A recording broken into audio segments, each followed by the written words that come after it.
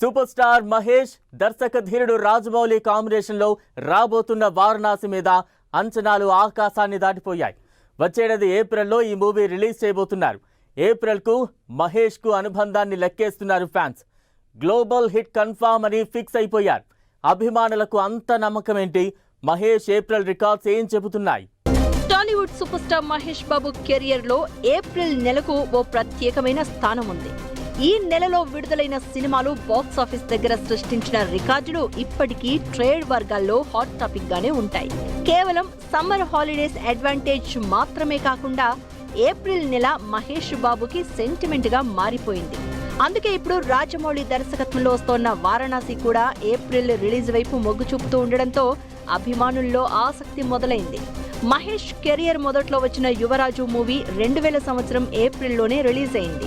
ఇది మంచి సక్సెస్ అయింది. ఇక ఆయన స్టార్డమ్ ను టాప్ కు చేర్చిన పోకిరి మూవీ 2006 ఏప్రిల్లో ప్రేక్షకుల ముందుకు వచ్చింది. ఇది ఇండస్ట్రీ రికార్డులను తిరగరాయడమే కాకుండా మహేష్ బాబును ఒక మాస్ ఐకాన్ గా నిలబెట్టింది. కొరటాల శివ దర్శకత్వంలో వచ్చిన భరత్ అనే నేను 2018 ఏప్రిల్లో రిలీజ్ అయింది. ఇది కూడా భారీ వసూళ్లు సాధించింది. దీంతో ఓవరాల్ గా ఏప్రిల్ నెల మహేష్ కి లక్కీ మంత్ గా మారింది. అభిమానులు ట్రేడ్ సర్కిల్స్ లో మహేష్ మూవీ ఏప్రిల్ రిలీజ్ అంటే సక్సెస్ గ్యారంటీ అనే టాక్ ఉంది. వారణాసి మూవీ కూడా 2027 ఏప్రిల్ 7న రిలీజ్ కాబోతోంది.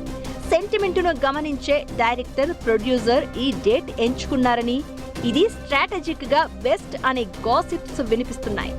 Mahesh Babu market stamina, Rajamouli visual wonder తోడైతే బాక్స్ ఆఫీస్ దగ్గర కలెక్షన్ల సునామీ ఖాయమని విశ్లేషకులు భావిస్తున్నారు. గతంలో ఏప్రిల్లో వచ్చిన సినిమాలు మహేష్ బాబుకు ఎలాగైతే బిగ్గెస్ట్ హిట్స్ ఇచ్చాయో, ఈ గ్లోబల్ అడ్వెంచర్ కూడా అదే మ్యాజిక్ రిపీట్ చేస్తుందని ఫ్యాన్స్ ఆశగా ఉన్నారు.